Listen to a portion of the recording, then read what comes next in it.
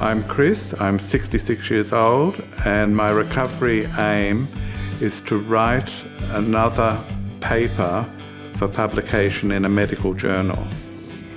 I'm Lynn, I'm 53, and my aim is to keep living a happy and healthy life. I'm Brock, I'm 30, and I want to travel to Europe.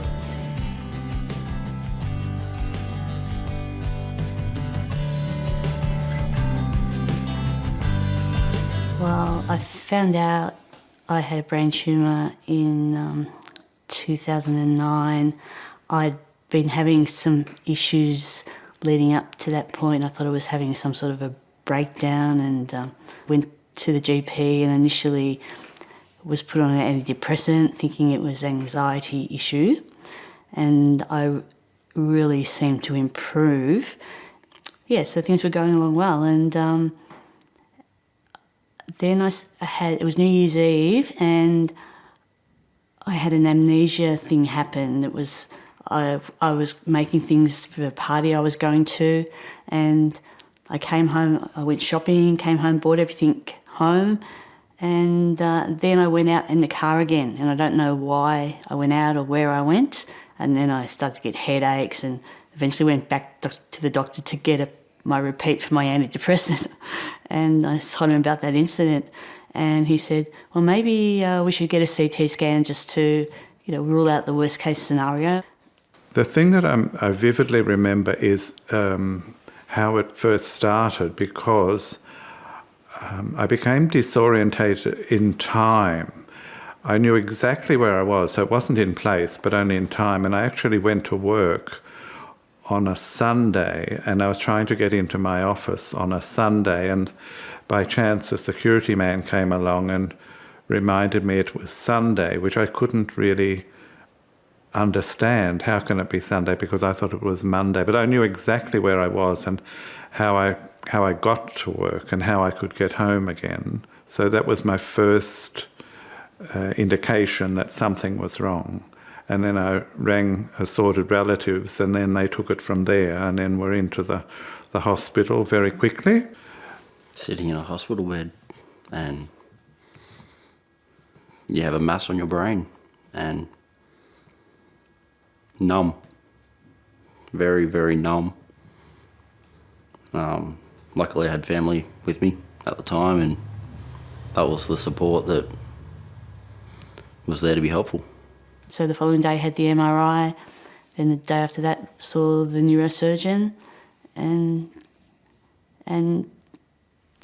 well, he said I needed, brain surgery, and I had about a 10-day wait for that to get my head around that. Fear and anxiety, which I've never had anxiety in my life, and yeah, I had anxiety attacks within days. And I was put on to a psychiatrist who I saw once a week, and he was able to put my feelings into useful solutions, letting me know that it was okay to be feeling the way I was. Anger, fear, it's fine to feel like that. I was relying on my medical team, but because I knew that, I was getting the standard recommended treatment that had shown some evidence of effectiveness, I was very comfortable and happy to follow what they recommended. Doctor came and told me that we would need to, in the next few days, after a few scans, make a decision on what surgery, what will need to happen and what we need to take out. And that was it. Here's the consent form, and sign. I spoke to my sister just so she could refresh my mind as to what happened, and she told me that once a scan was done and the doctor said, well, I think this is a brain cancer or brain tumour, then there was no question about, from what she said, there was no question about a second opinion or well, what do you want to do now? It was just, well, what we do is the surgery on this. And so the surgery was booked in. I wasn't really given much information in the hospital, but when I got home, because I had a medical background, I sort of knew I had a fair idea of where to get some reliable information from. So, I didn't just Google, GBM. I went to initially the Cancer Council. They have, lots of booklets and fact sheets, and I think even a DVD. So, I had them sent to me, and there's also the Brain Tumour Australia. I think they have lots of fact sheets there, and the Brain Tumour Alliance Australia. So I knew I had, a good starting point together. It's easy to overload, with yourself with too much information and putting yourself in a headspin where you're not understanding and taking in what you need to. And that's why having someone with you at appointments helps. They can take notes, ask questions. Well, I think it was a big shock. I have 3 sons and a husband and extended family, and that was a big shock. My sons were at that stage only 17. My eldest son was doing VCE, my middle son was 13, and my youngest son was 10. So there was a lot going on, at home, with their sporting commitments, and I was, heavily involved in all of that. Yeah, so I think their reaction, was, well, I can't speak for them apart from to say, it was a tumultuous time. Putting aside normal life, when you live a very active life is extremely hard. When you're working 5-6 days a week, exercising, and then it's just stop. You can't do any of that. You need to focus on the cancer. You need to focus on recovery, which the doctors were adamant about telling me because of how active I was, and it's a shock to the system. For surgery, I went public. For my radiation therapy, it was private. I wasn't given the option of public. So that was a shock when we were brought into a room, sat down and gone through billing, which we were told was going to be a minuscule amount, and it was thousands. I called the hospital straight away, quite angrily, and luckily I was on a trial and they were able to subsidise the payments, leaving us only a few thousand out of pocket. There's a 6 weeks course of oral chemotherapy, temozolomide and radiation, and then a 4-week break, and then 6 months where you're getting only the oral chemo, the temozolomide 5 days a week, 5 consecutive days for 6 months. This is, post the surgery, the radiation and the temozolomide, I think, starts about a few weeks or so after your surgery, and then there's a 4-week break after that initial course, and then the 6 months treatment follows after that. However, I only got to about the 5th month because I had a recurrence, so I had to go in for a second surgery. Okay. Yeah, that was in November 2009. I had a craniotomy, which is the removal of the tumour. Then, after being in the hospital for some time, and it was time to leave there, I was then told I would be going on to radiotherapy, which they tell you that that's going to make you tired and, the fatigue will settle in, but you don't really know what to expect. But I found it incredibly tiring. My treatment involved 2 craniotomies and then 7 weeks of radiation therapy. The hair loss was a shock to the side effects of the radiation therapy. It just fell out. And memory. And post-radiation therapy, it wasn't until I realised how much it had affected myself mentally. I feel that even though the support networks are there, it was up to yourself to actually access them. Things like psychologist, exercise physiologist, any of those ancillary people, they're there waiting in the wings, but you had to find out, now which psychologist should I see? Where is the exercise physiologist located? And people spoke about them, but nothing was ever actually done. So I think people meant well, but it would have been better, I think, had people said, right, now the exercise physiologist will see you tomorrow at midday. So I did that through my GP, and there's that special group, a special arrangement, the name of which I've forgotten, but you can see allied health at a much reduced price. With this type of diagnosis, my work life was over, and that was a big adjustment, and I did have a period of grief, and because that was such a big part of my life. That was, in a way, I was defined a little bit by that. I was proud and I was very current. I kept up to date, and all of a sudden, none of that mattered anymore, so I had to find a new direction. Through treatment and post-treatment, working part-time hours really kept me sane.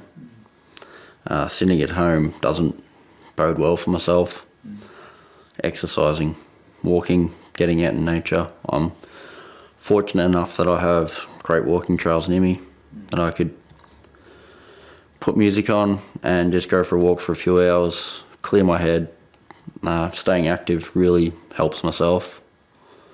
It may not be for everyone, but just find what you love, what makes you happy, and do it.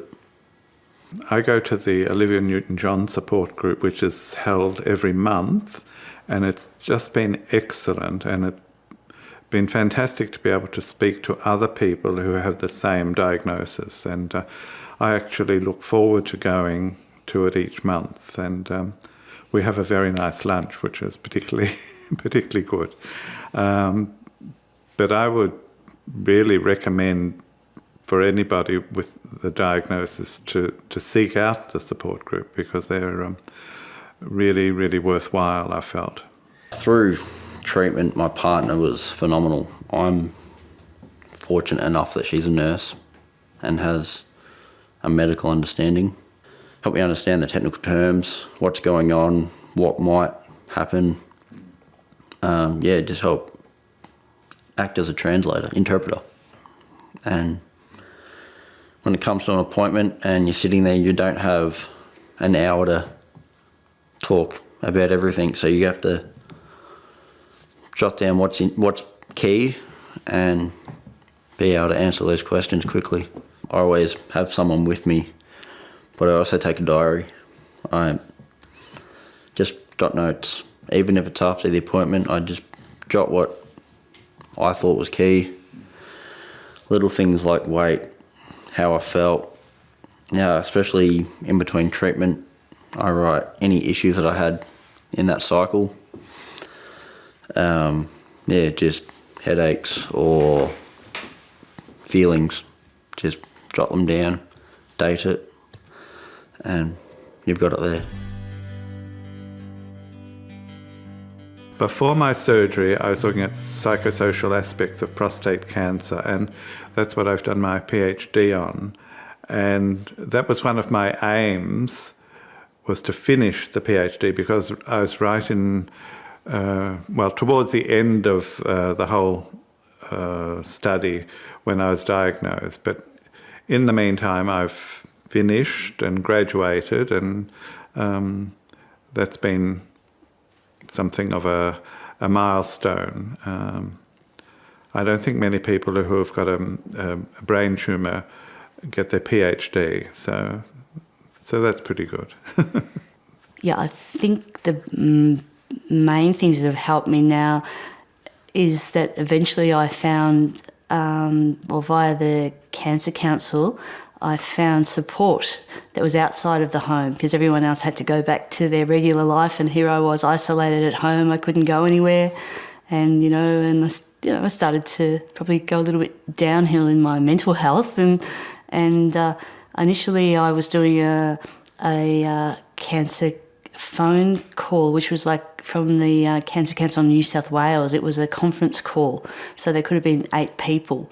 But I found that was really difficult with so many people trying to work out who was saying what.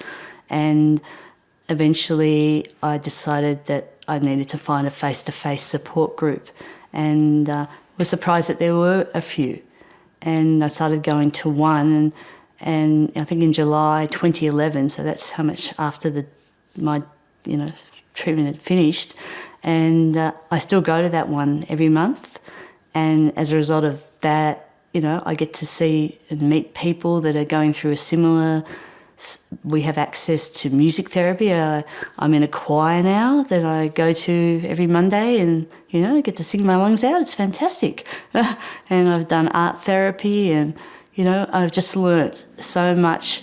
I wish I had have known about that support group earlier. I think there's newly diagnosed patients coming in now, and how valuable that would be to have that, early on, yeah. I think one of the obvious things when I've been diagnosed is the effect on the family, because I come from a large family, and they've been very supportive, so that's been excellent. But I think if your affairs are not in order, then there's a problem, because you're leaving a total mess for someone else to work out. So I think it's very important that you sort out all your bits and pieces and get it all organised, so you're not leaving that to somebody else. In my life, I'd always written songs over my life which, relieved some of, the emotions that I was going through, and really I hadn't written a song for many years. And in those weeks and probably that following year, I did start to, realise I can still do that. Currently, I'm working full-time, pretty much living my life as I was pre-diagnosis, apart from chemotherapy every month, but I am happy, married now, been on holidays, looking forward to my next holiday. I am different pre-diagnosis.